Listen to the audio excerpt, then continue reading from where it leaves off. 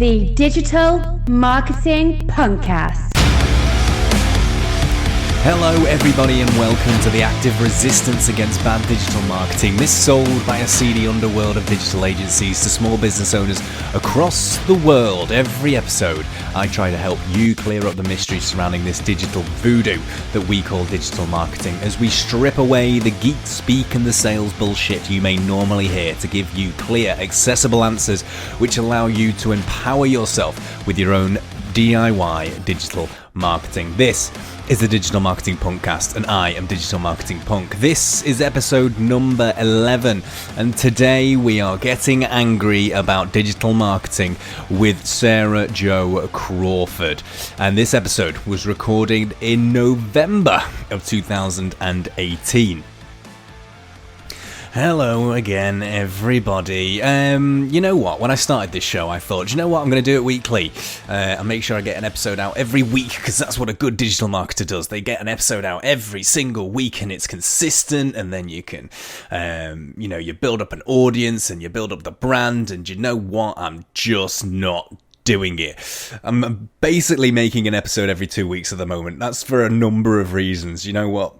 Organising guests and organising the recordings and getting the editing done just takes a long time. So I've decided I'm going to do away with doing this every week. This is now going to be an every 2 week episode, which makes it a little bit more manageable, and is also lying as well, because I think the last time I did an episode was 3 weeks ago with the fantastic Rick Rodriguez about SEO, and I got loads of really good feedback about that episode, so thank you very, very much. Rick himself was absolutely fantastic. He was brilliant. He knows so much about the SEO world. It's a little bit insane. I am very much envious of him, and I think a lot of people picked up on the fact that I have a little mild man crush with Rick. But he is fantastic at what he does, and he just lives and breathes the whole thing, and calm myself down a little bit. Okay, this episode we're taking a little bit of a slightly different tack. Do you know what? I'm going to be honest with you. This episode is a bit mad, a bit wild, and a bit crazy. I have Sarah Jo Crawford on the show this week. She's a marketer, she's a writer, she's a speaker herself, and she works a lot with other speakers, basically to help them create content, come up with ideas, and get bookings. And I came across Sarah, I don't know, I think someone shared a post, a video of hers which she does, because she does a lot of video marketing, and this whole episode today is going to be about video marketing pretty much. At least that's where the hints and tips are going to come from. So I saw a video that she'd posted. Now let's be honest, it was on LinkedIn, and there's a lot of videos on LinkedIn. As soon as LinkedIn allowed you to start posting videos, then everyone started getting on the bandwagon, and there's nothing wrong with that, okay? There's nothing wrong with that. You should do it, and I do it as well. I don't do it nearly enough as I probably should do, but that's great. And you see a lot of rubbish videos, okay? People just talking about their day. I went out today and I saw a client and it was a really good meeting, but I can't tell you about it. But I'm just on my way back now and I think we're going to close the deal. Just rubbish. I don't care. No one cares. And the only reason you're getting interactions from those posts that you post on LinkedIn, by the way, is because you're getting interactions from the people that are forced to do it. Okay? These are the people that just either are your family, your wife, the people that work under you. They're the only people that are interacting with you, or they want something from you. So it's really annoying me, this lack of quality. And when I saw Sarah's video, I thought, okay, this is different. This is a little bit unique. Okay, she's an American. I can get over that. But it's a little bit different. She was just very open and honest about, what she is trying to do and what she's trying to achieve. And I kind of can relate to that. It was very punk, and that's what made it awesome. So then suddenly, out the blue, one day she dropped me a message and say, hey, do you want to chat? And of course I want to chat. I'm open to anybody who wants to have a conversation with me. So we had a chat and it went really well.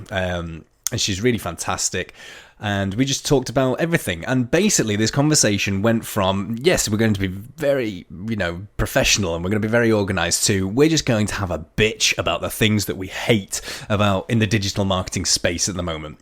And I basically turned around and said, hey, look, this is wasted just having a conversation about this. Why don't you come on the podcast and talk about this stuff, because I think people will relate to it. People will find it entertaining. And that is exactly what we did. And thank you so much for Sarah for coming on to the show and taking the time out to do it. There's a massive time difference. I recorded it after work one day at about 8 p.m. She was just getting up in the morning to start her work day, so it was a little bit weird, but it was a really great conversation, because this is the brutally honest truth about how this world goes down. Okay, it's not all Gary Vaynerchuk, and it's not all these new fangled digital marketing expert gurus that you see going around in their sunglasses in sunny streets of California with lovely sort of GoPro action movie video cuts. That's not how it works. So we were just trying to be genuine about the whole situation. And you know what? She came up with some really good ideas and tips about if you're going to do some video marketing, should I say, and you want to post videos on LinkedIn and Facebook and stuff like that, there's a certain thing you need to do. Otherwise, you're going to roll down that passage of becoming a little bit fake. If you're going to do it, you have to be real about it. You have to be honest. You have to show who you are yourself and be personable, which is what I try and do, and what obviously Sarah tries to do, but not everyone's doing that. They're being very fake about it. So that's what we had a conversation about. So I call this episode Being Angry About Digital Marketing, because essentially that's what it is. We just started a recording and got very, very angry about it. So Sarah Jo Crawford joins me on the show today. We're talking about video marketing. I hope you enjoy it.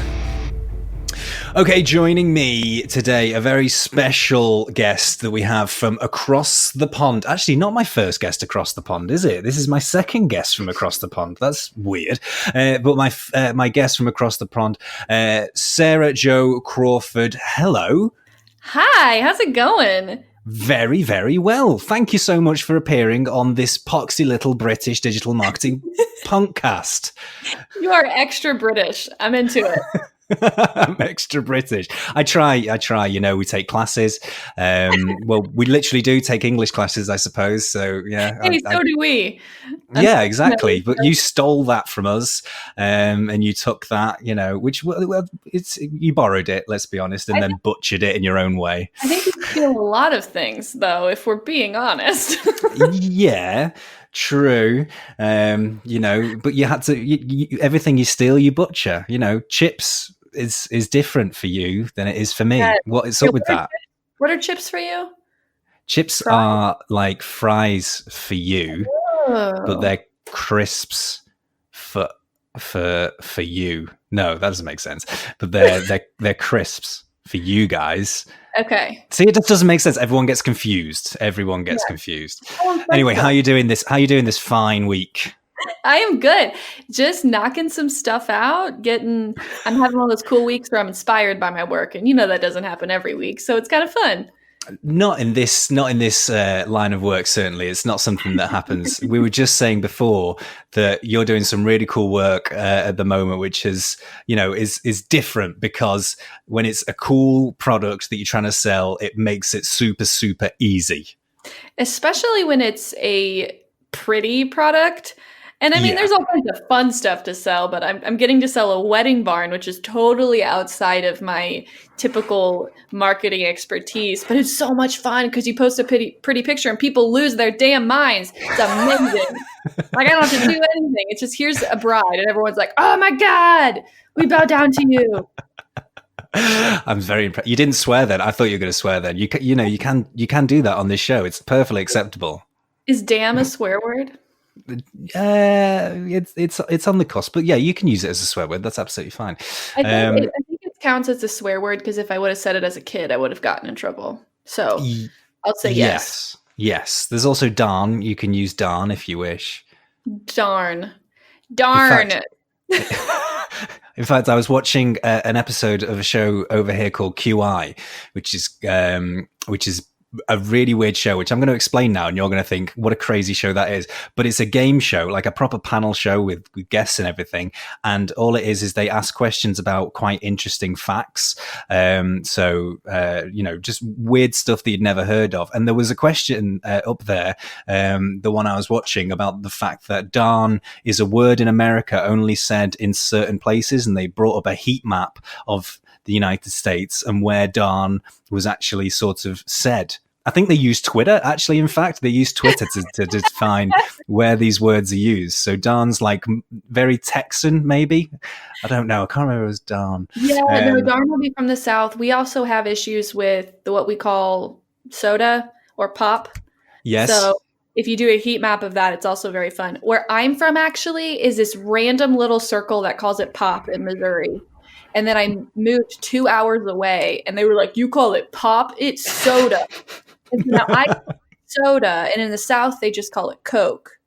Yes. And wherever I go, I'm like, yeah. So I hear my family saying "pop," and I'm like, "You sound like a hick." So I have to hold it back. But yeah, we have lots of. But soda pop's my favorite. Like, it sounds the most ridiculous to me. What do you guys call it? We call it pop, I suppose. We call it what it is. So, it's a fizzy drink also, I suppose you'd call it. But hang on, this has always confused me, and this is a question. Sorry, this is not meant to be a podcast all about the differences between British and American people, but what the hell? It's my podcast. But what's so soda is not, it's a beverage, obviously. So Coke would be a soda, yes? Yes. Lemonade would be a soda. No, it's not. Oh, well, then you've lost me already. Yeah, soda is carbonated. Okay. Yeah, and so and Coke is a brand of soda. Well, right. It's Coca-Cola, but in the South, the word Coke can mean a can of Coke, and it could also just mean a carbonated beverage. See, you come over, you complicate everything. Flats instead of apartments. That's weird. Well, that's kind of coming over here as well, because we do call it a flat, and we call it an apartment as well. I had a horrible flat in near the south of England once. I wouldn't call that an apartment, because an apartment for us is really like swanky and posh, and it's nice, and my place down south was not. I could smell the heroin being cooked from downstairs. Does heroin have a smell? If not, then I was smelling something completely different. I don't really want to know what that was. I didn't know. I don't know my drugs very well. I'm not much of a party. That's good.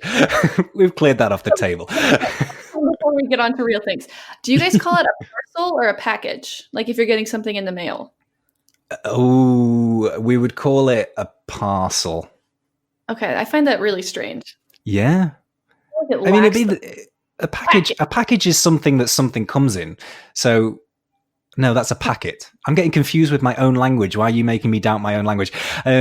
But yeah, we'd call it a parcel if you get something through the door. Oh, that's interesting. Okay, yeah. That's the last. Oh, and then lately I've been talking to so many British people and listening to books by narrators who are British, and they don't call it a pill, they call it a tablet. And so I've started calling it a tablet, and my husband looks at me like I'm crazy.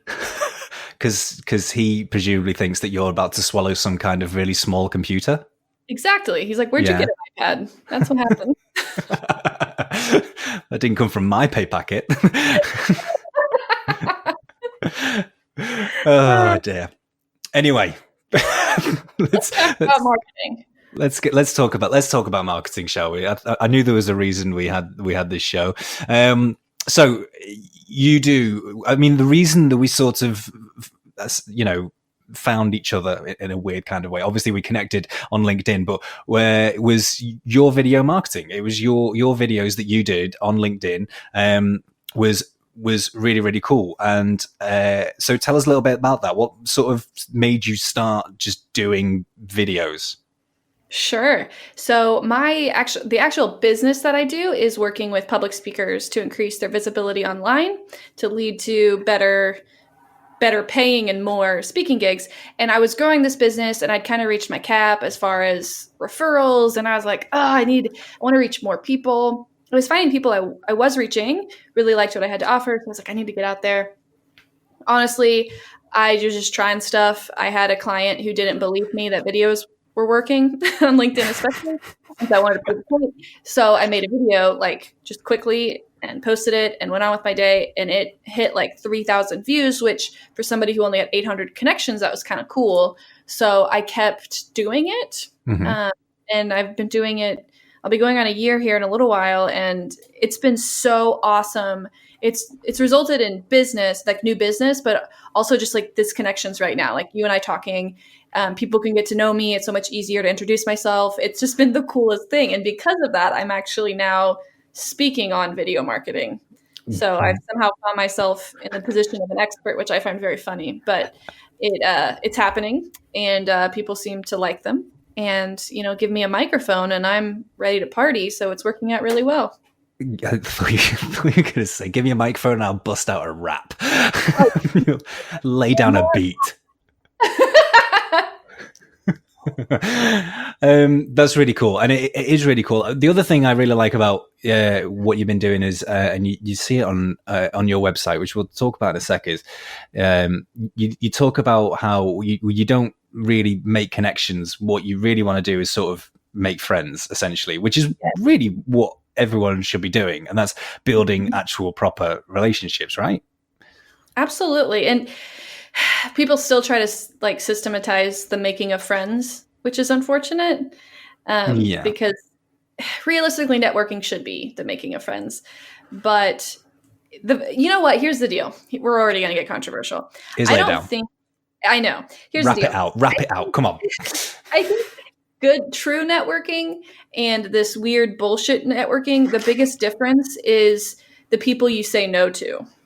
So if you're just bullshit networking, you're saying hi to everybody, you're making friends with everyone, you like everyone, you're talking to everyone, you kiss everyone's ass. That's not true networking. True networking, building friendships, is not necessarily the people you say, yes, we're friends to. It's people you say, no, I don't want to be your friend to. Yeah. I'm not saying I actually say that, but it means that like I'm not friends with everybody I meet. Some people I meet, we don't jazz, and that's fine. That is how I see networking in the 21st century has kind of evolved, is this idea of like, are you building a network or are you just running around kissing everyone's ass? Yeah, exactly. And I suppose part of that is what I'm doing as well. I don't tend to, although I want people to like me, everyone does. Like, this is not just me going, everybody love me. I don't do that for this reason. At the end of the day, I want people to like me and like what I do and like what I say. But at the end of the day, when you go around saying what you're doing in digital marketing is absolute crap, you don't make a lot of friends. You don't make You know what though? You kind of do. You make a lot of the right friends. Yes, exactly. And that's what's fun. It's scary at first. It really is, to be like, I'm just going to let all my sass out. And, like as a girl, I don't want to be a bitch. And as a dude, you don't want to be, what is it, an asshole? It'd be an asshole. It'd be a dick. Dick. There it is. Yeah. I don't want to be a bitch. I don't want to be a dick. We both got our gendered words of people don't like us. On LinkedIn, people refer to me as some girl when they're trying to be derogatory, but like they're on LinkedIn, so they're trying to keep it professional. Like, I don't need some girl telling me what to do. And I'm like, okay, clearly you're trying to censor yourself. You still sound like a jerk. Well, do you prefer some girl or do you prefer guru? Oh my God. I was wondering when you were going to bring this up. Okay. So for all the listeners out there, here's, I'm actually going to mic drop here in just a second. No. Here's the joke, and I gave this to you, and everyone can use it. Yes. The reason we use the term guru is because charlatan is too hard to spell. That is it. That is the truth of the word guru. It bugs me nuts. It's just, and it's used so often in regards to social media. The most, I found, that when I had somebody who would like send email introductions about me, and in my past I was more niched in social media, she would call me a social media guru. She'd be like, this is my social media guru. And I would immediately follow up to this person. I wouldn't include the original person. I'd follow up and be like, hey, not really a guru. Like, I just want to make this clear because gurus are not, if you're a guru, you don't know anything. I don't know. That's probably really too far. But seriously, gurus, I just hate it. It is a really, I find it a derogatory term now. And, no one no one really, I mean, some people do say, oh, we've got, it's usually clients. Oh, we've got a digital marketing guru, we've got a social media guru, we've got a video marketing guru. Or people say, people will ask a question on LinkedIn. I had this the other day. Someone will ask a question on LinkedIn and saying it'll be interesting to see what the SEO gurus think of this. And I think everyone should have left the room at that point if that had been an actual social event. Because no, I found that the more pretentious someone's title is, or the more ridiculous, the more they're compensating for. Yeah. So like social media rock star. Well, you're compensating because I had this boss who he was the founder of a multi-million-dollar online lender. Okay, big freaking deal of a human being. But when people would ask him when we were at conferences and stuff, oh, what do you do? He would just say, oh, I just work at an online loan company. Yeah. Okay. And I'm sitting there like, he could say founder, CEO, like president, like he could have thrown out all kinds of stuff. And I was like, that's the kind of person I want to be. Like, I don't want to be like the director of social media engagement of, I don't know. I had some of these bullshit titles for a while and I hated them. I was the director of emerging social media. Do you know what that meant? It meant I hung out on Twitter. But you're absolutely right, though. If you think about it, right? I used to do the same sort of thing. I could really sell myself, but it's not myself. I could really sell my soul and say that I am an expert guru in digital marketing and social media. I'm not. I mean, I'm not by any stretch of the imagination. But I loved how you used the term president there, because you could turn around and say, I'm going to really shorten my job title down. So I'm not the president of, the Jeffries conglomerate. I'm just gonna, if people ask, I'm just gonna say that I am the president. See what the reaction is that I'm going to get. I used to do that when I first started in digital marketing, and people would ask what I do, and it was during a period where no one would really know what digital marketing was or what SEO was, and having to explain it, is a real buzzkill if you're in some kind of swanky bar. Well, what I do is I make sure that all my websites are really high up in Google, and they get really doesn't work. So I would refashion and reformat the word of own. You know how own can mean actually, do something really good, be really good at something. And so I would just say that I own Google and just see how that would go down. And people would just look at me and go, no, you don't. I'm pretty sure that's not you. I have varying degrees of explanation I offer up. So at first if it's my grandparents, what do you do? Oh, I work on the internet. Other people that I'm really trying to not impress, or maybe I don't want additional questions, I just say, oh, I do some online work from home. Like I just kind of downplay it. If I'm trying to sound a little bit more impressive, I'm like, oh, I run a small business with my husband. But if I can avoid getting into it with people that don't necessarily need to know the details, yes. I just try to keep it downplayed. Because here's actually another thing. People find it really novel. Like, if you don't work from home and you find out somebody does work from home, you have all these questions. Yes. And it's always really awkward because then they start hitting you with so many questions. So I just try to it's not that interesting. I don't know how to tell you how not interesting this is. Yes, I wear pajamas. Yes, I make a lot of coffee. It's always an awkward thing. What do you do? I do the internet. Yeah. I do the internet all day long. I do it very hard. And for a very long time. Yeah, and people give you very, very funny looks if you say that too much. People will give you extremely, and they will sidle away from you. I used to say I do everything but drugs and sex work. I've had to pull that one. Covers everything you need to, doesn't it? Yeah. I'll do anything for money except drugs and sex work. It's fine. There's probably some people that I could give that advice to, actually. Anyway, let's move back onto video marketing, okay? Because there is stuff that I wanted to talk about.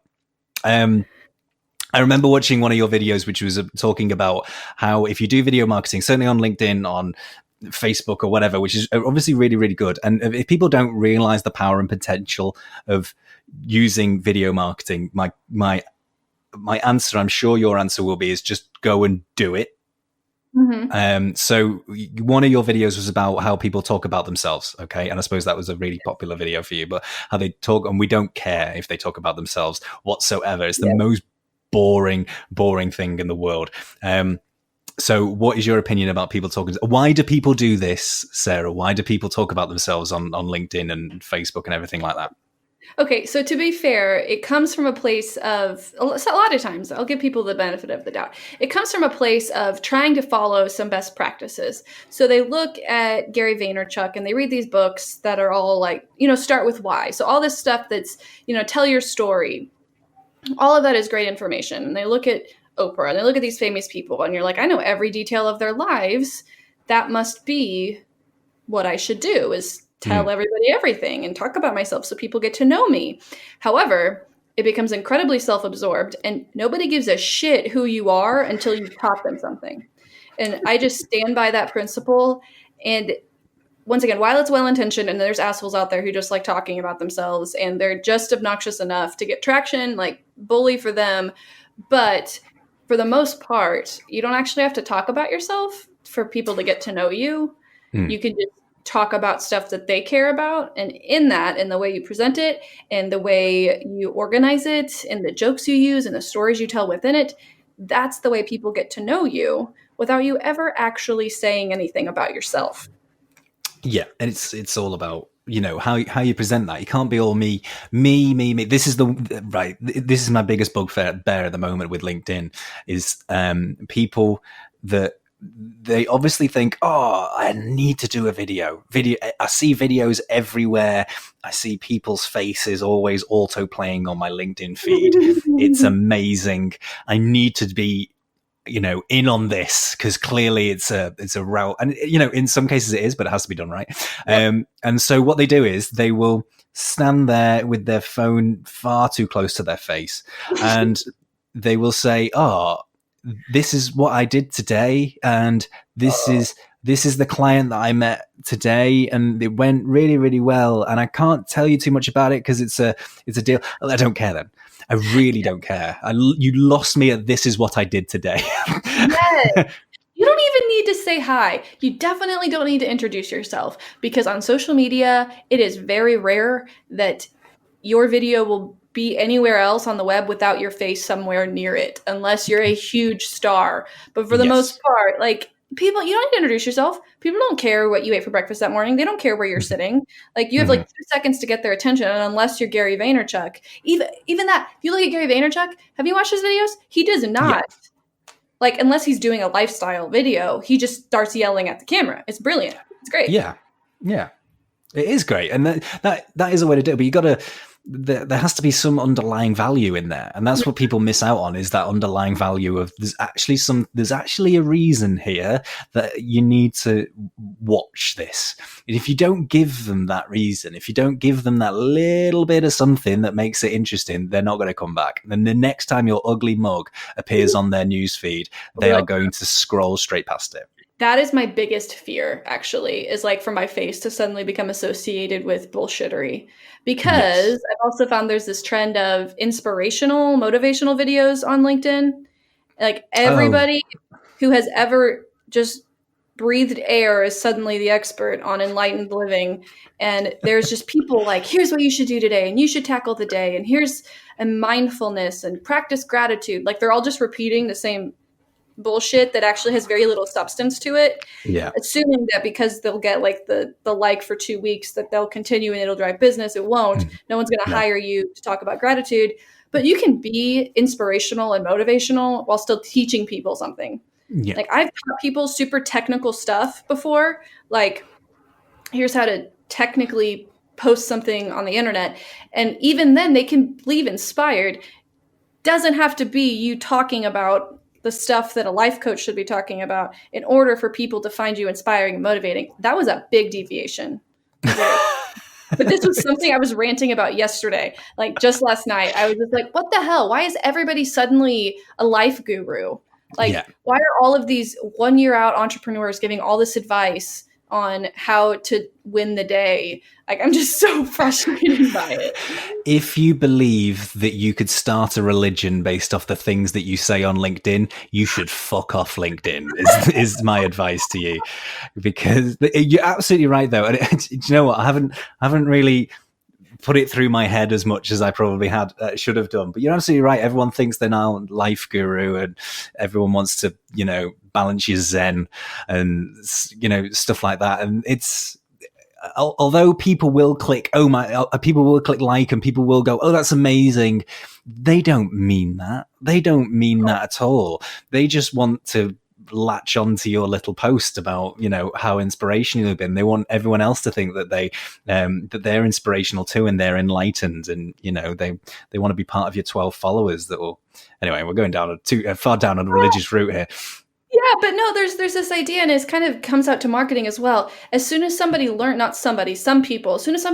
something, it's a really great feeling. Like, you get this rush, like, I just learned something that's unlocking my world. So, your natural desire is like, I want to go share that. And that makes a lot of sense in terms of like technical stuff that you're learning in your business, and being like, hey, I learned this little thing. It was kind of neat. The problem is it's now becoming, anyone hears anything new that like makes their brain fire of like, oh, that's exciting. They are then now the expert. Yes. They get one piece of positive feedback on something new they came up with. They're now the expert on it.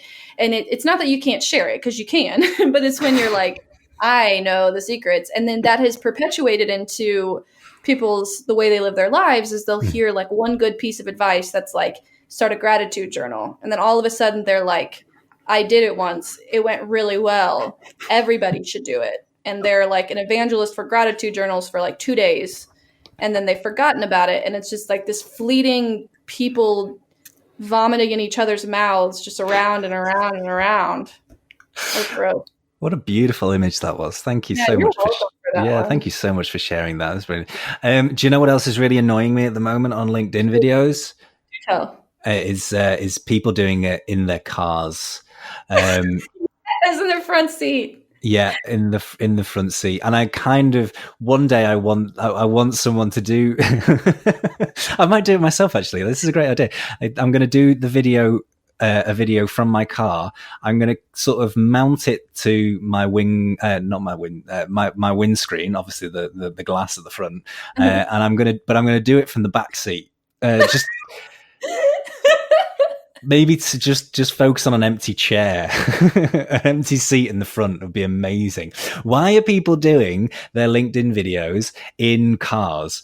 Because I don't know about everybody else, but when I see that, and I'll be honest, I'm never clicking on your video and listening to it if you are in a car. I'm sorry if you do them, but I don't click on them. But what I will try and do is, without listening to you, I'm going to try and ascertain exactly what car, make, and model you are driving, because that's more interesting to me than the bullshit that you're actually speaking. We can make bingo boards, cards. Yes. Yeah, like check. Yeah, no, we could see who gets it first. Yeah, that's a great idea. Maybe we mock that up, we share it, and then people can go away and just sort of tick off all the cars that they've seen.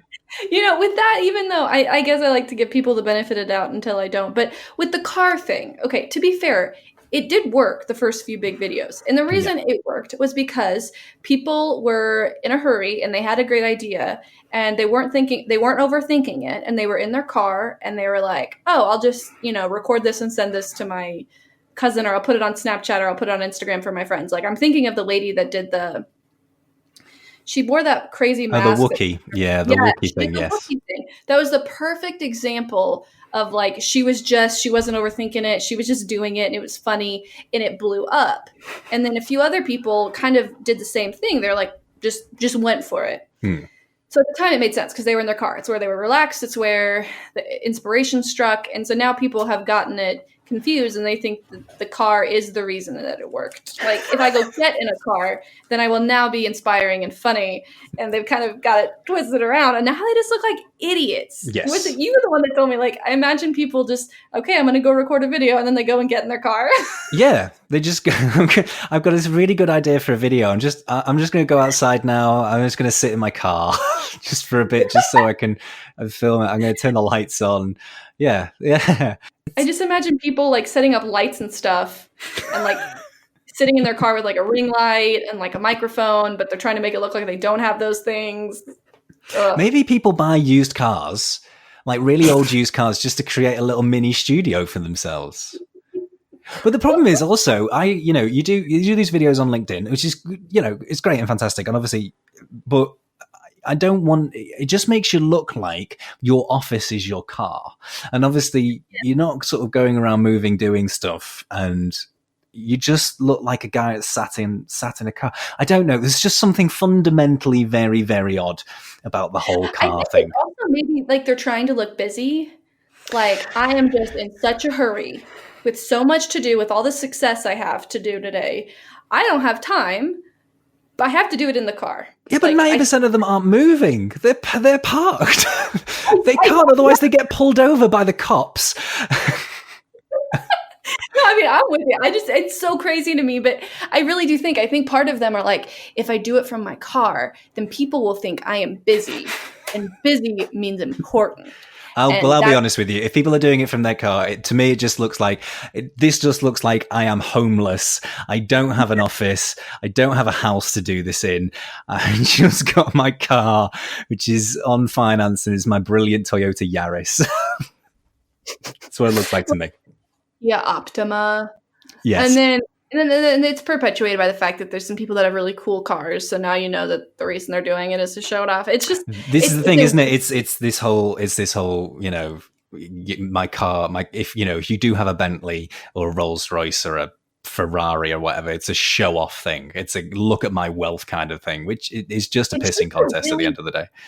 Yeah, it's a really bizarre attempt to show off. It's a vanity thing, but it's bizarre. It's not like, oh, look how nice my office is. It's like, look how normal the inside of my car. It's just strange that it's happened this way. It's kind of funny. I think our kids are going to look back and be like, Mom, why did so many people take videos from inside their car? Like, I know. I mean, the filters thing is going to be part of it. Like, why are so many people wearing dog ears in all of these videos? Me and my partner had this conversation, actually. This is really weird. So me and Sam, my partner, have been doing our family trees. So each of our indoor family trees and stuff. And we really love it when we see old pictures that have been posted by other people of our family members. It's really, really great. And we were talking about the fact that when it comes to people looking at ourselves 50, 100 years down the line, they're not going to get a really cool black and white picture of us, at a wedding or anything like that. They're going to get a picture of us in our cars looking like a squirrel, or being beautified by some kind of computer app. It's crazy. But there's also going to be hundreds of them. It's not going to be the one. It's going to be hundreds of them. It used to be like, oh, this was the only picture that exists for my great aunt's wedding. How sweet. It's like, here's an album of 200 photos.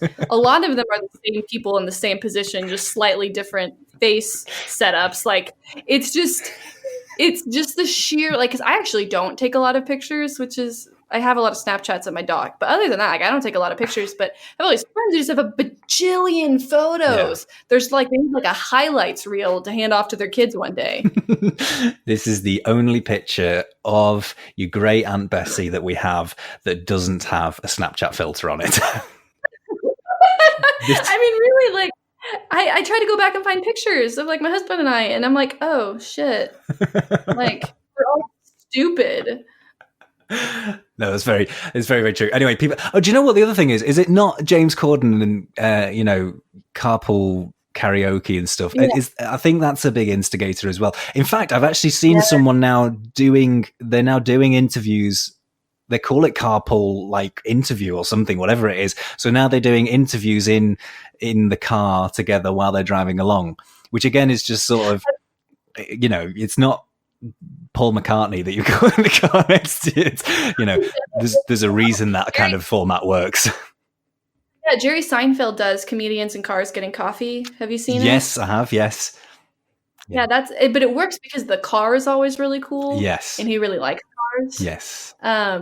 But it's also just really fabulous alliteration. But I think, he's been doing that a lot longer than most people have been doing it. But yeah, comedians in cars getting coffee is a great example of the casualness of the car done well. Mm-hmm. But you can take that casualness, you can take it anywhere. Yes. Exactly. Doesn't have to be the car, people. Doesn't have to be the car. Don't start buying car studios. Oh dear, crazy. So what was I going to talk about then? So obviously video marketing, really big, massive thing. If you had to give someone a big tip on starting, if they're not doing video marketing for their business or whatever at the moment, whether it be on LinkedIn or Facebook, what's your big top tip for someone that needs to get it started and to do some kind of video marketing? If you have something to say that's going to help people and they enjoy watching videos, get over your damn self and your insecurities or your vanities or your fears of being judged and make the damn video. Like, it's truly just very selfish to not create the content your audience wants because you are scared. So get over your damn self, get over the production value, get over the fact that you've got a weird thing on your face, and just make it. Get over the fact that you don't like the way you sound. Nobody likes the way they sound except for me. I love the way I sound. Get over it. Me too, to be fair. Get over it and just make the thing. Help the people. Exactly. And if you think about it that way, it's a lot easier. Absolutely. Just go out and do it. And it's a really punk thing is just to go out and do it. If it works, it works. If it doesn't, try something different and change it. And I do have a plea for everyone out there that's going to go away and do this video marketing sort of stuff. If they are going to go away and do it, just try and make it different. Try and make it fun. Try and make it so it's not been seen a million times before. Because you might think that going out there and Jeff and Bill and Adam are all doing this kind of thing, and you might think, oh, it's just going to work as equally as good for me. You know, things get saturated. Go and do something a little bit different and it'll work better for you.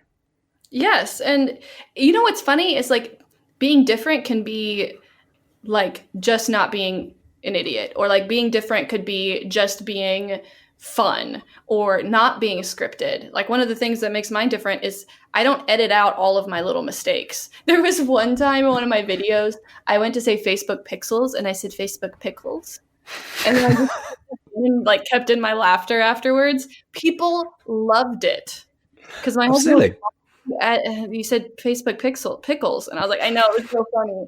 I thought it was hilarious, and people did too. So sometimes being different just means, like, I don't know, just being a human being on the catch that human being. It's just being your damn self without worry of how you look or how you sound, or if you mumble a little bit. It's just being you. Exactly.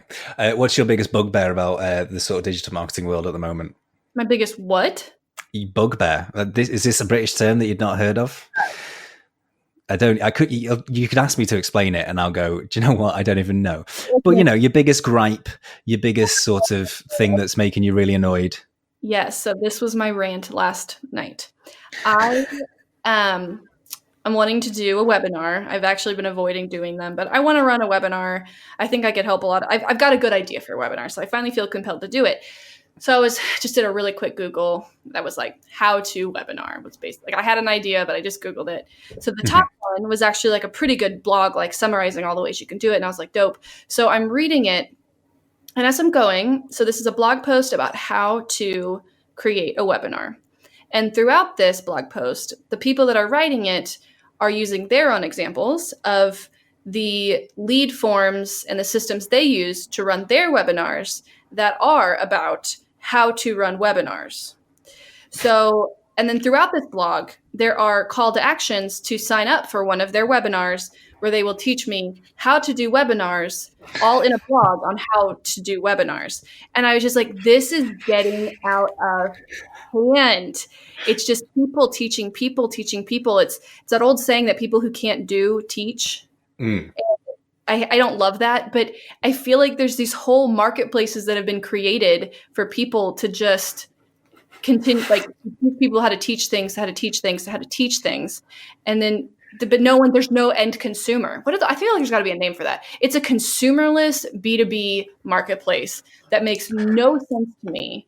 Have you just made that up then? Is that what you're calling it? That's what it is. There's no God. It was just bugging me nuts. It was a great blog. I'm being honest, it was a great blog, but it was just so cyclical.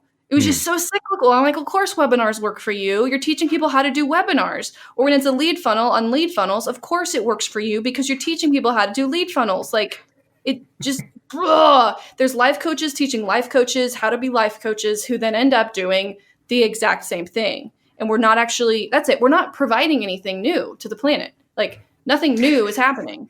It's almost like I have this theory that I'm going to offend people. If art history teachers stopped teaching, the degree would completely go away because the only thing an art history major helps you do is become an art history teacher. So all we're doing is just spitting it right back out.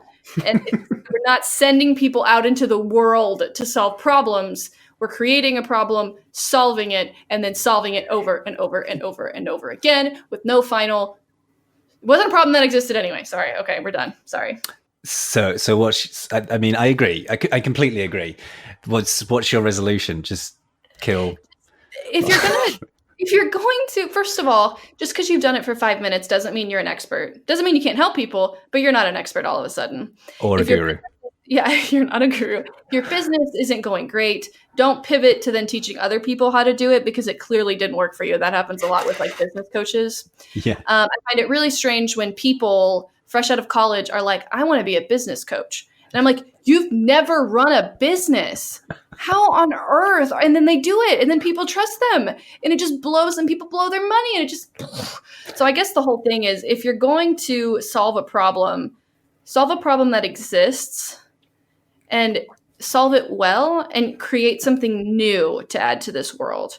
Just even if it's just a twist on it. It doesn't have to be like brand new. It can be a remix of something. But pull from different industries and create a new solution that has an end benefit. So like what I do is essentially I work with public speakers. But the end beneficiary of all of that is the person in the audience.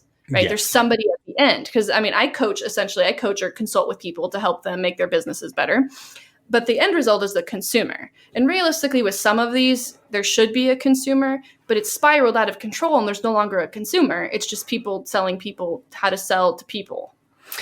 You can basically what you're saying is you can develop a new product, you can develop a new idea, you can even focus in on a niche if you need to do that. But what you can't do is then just go a step behind because you think you're going to get a bigger audience and go, well, I'm going to teach these people to teach these people to teach these people. And you can't just keep taking that step. Do you still have, I'm not sure if it's stopped because the person that used to be, do you still have The Apprentice in the States?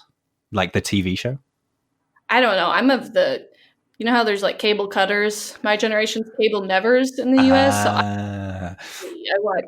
I stream, I guess. I don't know. I'm sure maybe it's somewhere, but I have no idea what's on the old telly box anymore. Well, your current president, used to be on a program called The Apprentice in America, and we have our own version over here, and we have some guy in the House of Lords currently called Alan Sugar, who's the host of ours. And you see that kind of mentality all the time because it's always this cohort of business people that all want to get funding for their own business and stuff. And what they mostly do is just try and do that kind of thing, is regurgitating what already sort of exists without finding a niche or without finding a new opportunity or without doing that.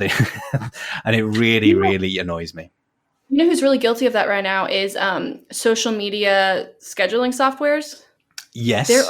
It's so saturated. And like, I understand the desire to get in on it, but I'm like, how are people still funding these? Like, we would need competition, but they're not even niching anymore. They're just like, we created another one and it does everything, like just a little bit different of a layout. And it just boggles my brain that people give them money. Yeah, if you want to make a lot of money at the moment, like you need to, first of all, you need to develop an app for Android users. I know you're an iPhone person, but you need to develop an app for an Android, which puts subtitles onto videos so you can upload it to LinkedIn and have subtitles. Still doesn't exist, but we have, like I said, we have 30 million social media scheduling software. It's like if you wanted to create or make something in the niche of video marketing, now is the time to do it and to profit from it. And there's not a lot out there. You know, I actually call it, I once started a business and I had a lot of interest. They were yoga mats that looked like rugs. Okay, so you just didn't have to roll them up. You just leave them there. Oh, I see. Right. Okay. Mind-blowing, I know. It came to me and I ran with it and people wanted it. It was bizarre. But I had to stop, and it wasn't because things weren't working. I hit some roadblocks that, I kind of looked at, and I was like, I don't want to make more toys for rich white people. I don't. Because you know how many versions of innovative water bottles are out there nowadays? Oh, I know. Yeah. More and more of this stuff for rich white people. And I'm like, I'm not solving a problem. I'm just tacking on a different logo onto the same solution that's been around anyway. That comes down to a personal thing. Do you want to make money or do you want to make the world more awesome? A lot of people just want to make more money. Yeah. But they can make a lot more if they focus their efforts on something that didn't solve a problem that's been solved 30 billion times. Well, this is it. So when I made Digital Marketing Punk and I thought about it, the idea I could just be another digital marketing guy who goes around and tries to go, oh, you can do this and you can do that. And aren't I brilliant? And aren't I fantastic? But I thought I want to actually do something. So that idea was, well, I'm going to just go and get angry at agencies that go and mistreat and missell and missell these services to people, and that makes me have a little warm glow about myself to think that I'm doing something a little bit of wrong. I'm essentially Batman. Let's be honest. I mean, I'm not gonna. Yeah. You're not the hero we need, but you're the hero we deserve. I think that's how that quote goes, or it's backwards. I'll take it. It's fine. Yeah. Yeah. I mean, I don't have a bat signal yet, but I'm working on it. Good. Yeah. And my Toyota Yaris is my Batmobile. What color is it? Lime green? It's yes. And it's also the place I do all of my video shootings to go up on social media. Interior quite often. Well, Sarah, thank you so much for being on the show. Do tell everybody where they can sort of find you, where they can find out more about you, find out more about what you do, the work that you do with speakers and everybody else. Please do tell them where you can find you. Yeah. So first, find me on LinkedIn, Sarah Jo Crawford. That's simple. Next, you can find me on sparkworth.com. So that's spark and then worth as in worth your time. That's where you'll find out my public speaking goodness. I've got some free goodies I've recently put up, all in regards to how to build better websites. And I actually have a whole guide right now on how to write like an asshole so you get over writer's block. It's a good one. And then if you're interested in my speaking stuff, when I talk about video marketing, you can find a lot of that on sarahjocrawford.com. And that's Sarah spelled correctly, so with an H. Sarah J-O, which is the female version of Joe. My mother, to this day, spells it J-O-E on my Christmas presents. That woman named me, and she forgets. So how is that even possible? Also, Sarah without a H and Sarah with a H, they're said differently. Are they not? Yes. No, they're the same. It's Sarah. So is it not Sarah and Sarah? Nope. That makes it even worse. And what's funny is Sarah, we're actually very particular about it. We're like, it's Sarah with an H, and it's a big deal. So mine, I always say Sarah spelled correctly, Joe, as in the feminine Joe, which is J-O. So Sarah Jo Crawford, it's me in all my glory, spelled correctly. Get it right. Get it right, people. It right. Okay, to be clear, though, technically, Sarah is a name from the Bible, and in the Bible, it was spelled with an H. So if anyone wants to fight me, I'll take them. That's fair enough. I don't think anyone's going to fight you when... I think they'd be scared to. They'd be stupid to try. Exactly. They would be foolish to try. Bring them down verbally. Well, Sarah, Joe with an E, thank you so much coming onto the show and basically just going a little bit crazy for about an hour. I really, really appreciate it. It's been absolutely a joy to have you on. I hope to have you on again sometime. That'll be fantastic. Thanks for having me. This has been a blast. It's been good fun. Thank you very much, Sarah. Thank you so much to Sarah for joining me on the show this time around. It was a fun chat. Okay, let's be honest. It was a really fun chat, and we pretty much just let the recorder record and got a little bit mad and got a little bit angry about digital marketing, which, I kind of like to do because, let's be honest, this is punk, right? Next episode coming up very, very soon, I hope, because I'm going to be recording it very, very soon. I'm going to be talking everything about Google My Business.